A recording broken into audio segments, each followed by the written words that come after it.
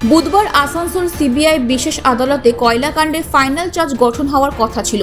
সেই মতো বিচারক রাজেশ চক্রবর্তী ৩রা জুলাই ফাইনাল চার্জ গঠনের দিন ধার্য করেছিলেন। সকল অভিযুক্তদের উপস্থিত হতে নির্দেশ দিয়েছিলেন, কিন্তু আজও কয়লা পাচার মামলায় চার্জ গঠন হলো না। সব অভিযুক্ত হাজির না থাকায় হলো না চার্জ গঠন। সিবিআইয়ের অতিরিক্ত চার্জশিটে নাম থাকা 2 অভিযুক্ত অনুপস্থিত থাকায় চার্জ গঠন হয়নি বলে জানা যায়। আজকে অনুপ মাঝির অ্যাপিয়ারেন্সের ডেট ছিল। উনি কোর্টে অ্যাপিয়ার করেছিলেন এবং সিবিআই একটি নতুন সাপ্লিমেন্টারি চার্জশিট দিয়েছে। তাতে দুজনকে অ্যাবসকন্ডিং দেখিয়েছে। সেই দুজনকে যেহেতু অ্যাবসকন্ডিং দেখানো হয়েছে সেহেতু আজকে চার্জ ফ্রেম করা যায়নি। পরবর্তী দিনটা এখনও জজ সাহেব দিয়ে দেবেন। 9 আগস্ট দিয়েছেন।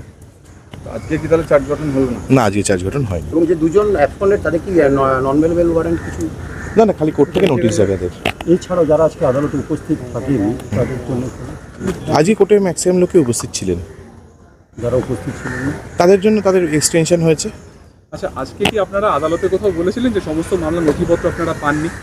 না, আজকে অ্যাকচুয়ালি আবার নতুন করে একটা সাপ্লিমেন্টারি চার্জশিট দেওয়া হয়েছে।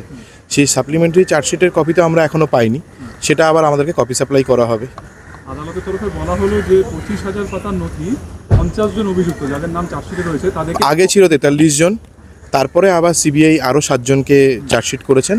সেই 7 জনকে পুরনো 2টো কপি দেওয়া হবে এবং যে টোটাল যে 50 হলো সেই 50 জনকে বাকি পুরনো 43 জনকে যে নতুন চার্জশিটের কপিটা, যে সাপ্লিমেন্টারি চার্জশিটের কপিটা সেটা দেওয়া হবে।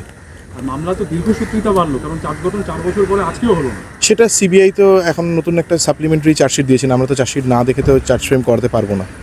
এতদিন বাদে কেন সাপ্লিমেন্টারি দিতে হলো? তাও আবার চার্জ গঠন ইনভেস্টিগেশন ওনাদের চলছে। ওনাদের বক্তব্য ইনভেস্টিগেশন চলছে।